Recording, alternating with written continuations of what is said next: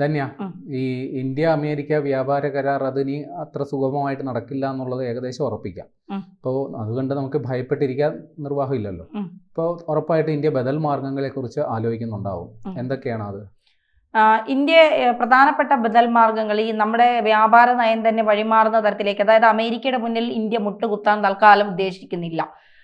അമേരിക്കയോട് യാചിച്ചു പോയി താരിഫ് പിൻവലിക്കണമെന്ന് പറയാനും ഇന്ത്യ ഒരുക്കമല്ല. അതുകൊണ്ടാണ് ഇന്ത്യ പുതിയ വ്യാപാര നയങ്ങളിലേക്ക് മാറുന്നു എന്നുള്ള വിവരമാണ്. പ്രധാനമായും നരേന്ദ്രമോദി പറയുന്നത് US ഉൽപ്പന്നങ്ങൾ ബോയ്ക്കോട്ട് ചെയ്യുക, നമുക്ക് തൽക്കാലം US ഉൽപ്പന്നങ്ങൾ വേണ്ട എന്ന് തന്നെയുള്ള കൃത്യമായ നിലപാട് നമ്മൾ സ്വീകരിച്ച് മുന്നോട്ട് പോകുന്നു. മാത്രമല്ല ഈ സ്വദേശീവൽക്കരണം കൂടുതലായി നമ്മൾ പ്രയോജനപ്പെടുത്തുക, അതായത് മെയ്ഡ് ഇൻ ഇന്ത്യ സാധനങ്ങൾ നമ്മൾ കൂടുതലായി വിറ്റഴിക്കാനും കൂടുതലായി അത് ഉൽപ്പാദിപ്പിക്കാനുമുള്ള സാഹചര്യങ്ങൾ ഉണ്ടാക്കുക, അത്തരം ബോർഡുകൾ നമ്മുടെ കടയ്ക്ക് മുന്നിൽ വയ്ക്കുക, നമ്മുടെ സാധനങ്ങൾ നമ്മുടെ രാജ്യത്ത് തന്നെ കൂടുതൽ വിറ്റഴിച്ചു പോകാനുള്ള എല്ലാ ശ്രമങ്ങളും നടത്തുക എന്നുള്ളതാണ് ഏറ്റവും പ്രധാനപ്പെട്ട ഒരു കാര്യമായി പ്രധാനമന്ത്രി മുന്നോട്ട് വയ്ക്കുന്നത്. മറ്റ് ഈ റഷ്യയുമായും ചൈനയുമായും ഒക്കെ നമ്മുടെ വ്യാപാര ബന്ധം വലിയ രീതിയിൽ മുന്നേറുന്നുണ്ട്. ഇപ്പോൾ നേരത്തെ പ്രേംലാലേട്ടൻ മറ്റൊരു വീഡിയോയിൽ പറഞ്ഞതുപോലെ ഈ ആസിയാൻ കരാറിൽ വീണ്ടും ഇന്ത്യ ഒപ്പുവയ്ക്കാൻ പോകുന്നു. ആസിയാൻ കരാറുമായി ബന്ധപ്പെട്ട ഇന്ത്യ കൂടുതൽ ബന്ധം പുനഃസ്ഥാപിക്കാൻ പോകുന്നു. UK-യുമായൊക്കെ ഇന്ത്യ കൂടുതൽ വ്യാപാര ബന്ധങ്ങളിലേക്കൊക്കെ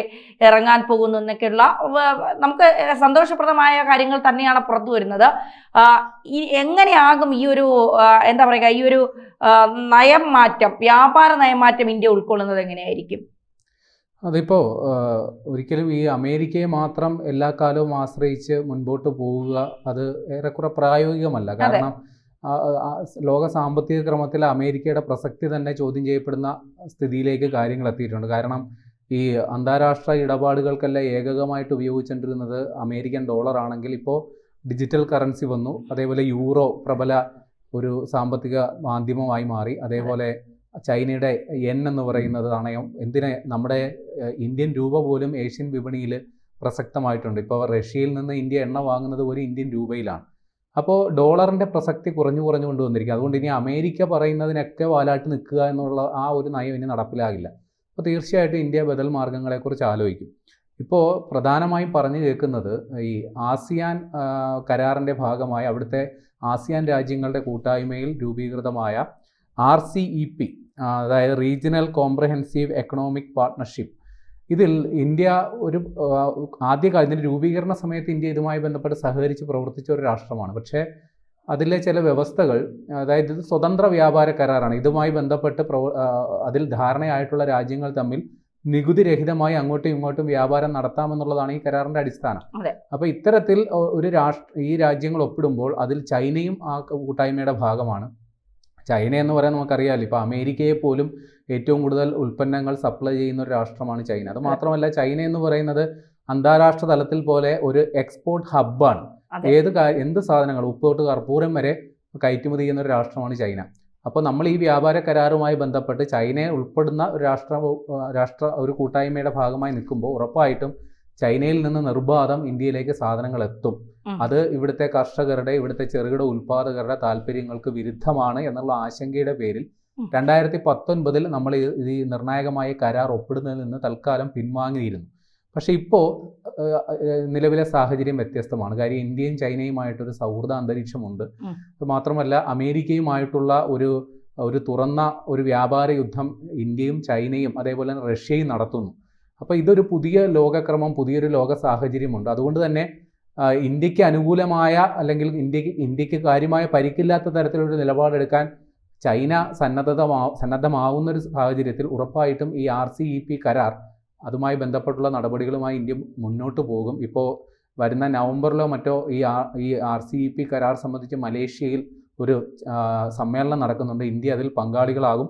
ഈ കരാറിൽ ഇന്ത്യ ഒപ്പിട്ടേക്ക് ഒരു പ്രവേശനം ഈ കരാറിൽ ഇന്ത്യ നടത്തും എന്നുള്ള സൂചനകളാണ് വരുന്നത്.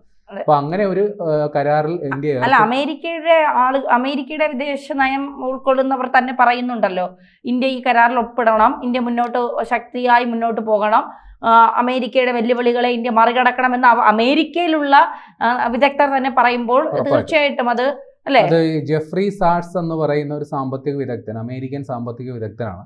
അദ്ദേഹത്തിന് ഒരു ഇന്ത്യൻ മാധ്യമം നൽകിയ അഭിമുഖത്തിൽ അദ്ദേഹം പറയുന്നത് ഉറപ്പായിട്ടും ഇന്ത്യ പുതിയ സാധ്യതകൾ തേടണം. ഇപ്പോൾ അമേരിക്കൻ വിപണിയെ മാത്രം ആശ്രയിച്ച് മുൻപോട്ട് പോകുക അത് ഏറെക്കുറെ ഇനി അസാധ്യമാണ്.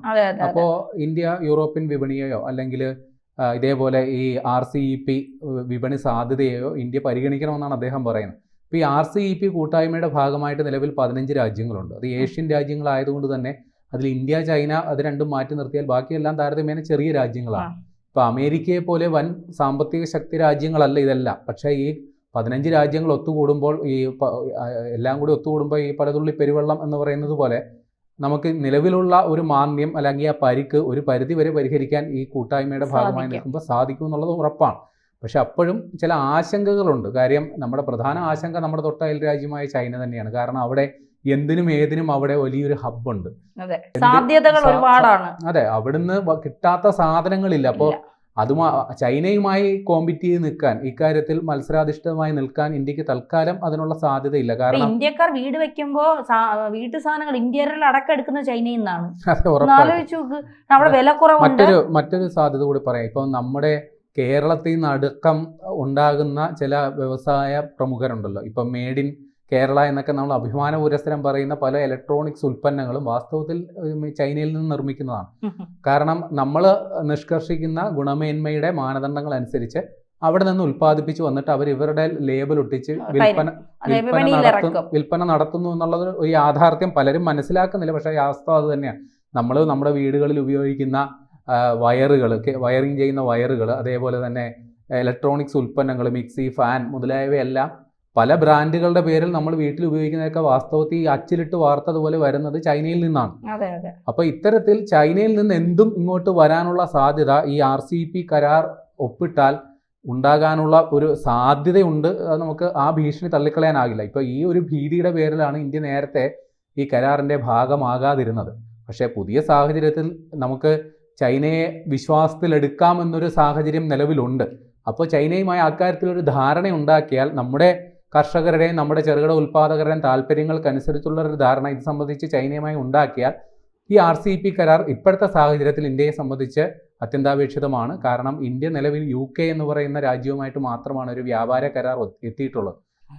യൂറോപ്യൻ യൂണിയനുമായിട്ട് ചർച്ചകൾ നടക്കുന്നതേ ഉള്ളൂ. ചിലപ്പോൾ അത് ഫലവത്തായേക്കും. അമേരിക്കൻ വിപണി നമ്മളെ സംബന്ധിച്ച് നമ്മുടെ കയറ്റുമതിയുടെ 18% പോകുന്ന അമേരിക്കൻ വിപണിയിലേക്കാണ്. അതുകൊണ്ട് അതിനൊരു ബദൽ മാർഗം, ബദൽ സാധ്യതകൾ അത് എവിടെ നിന്നായാലും ഇന്ത്യക്ക് അനുകൂലമായാൽ അത് എത്രയും പെട്ടെന്ന് ഉണ്ടാക്കുക എന്നുള്ളത് ഇപ്പോഴത്തെ ആവശ്യമാണ്.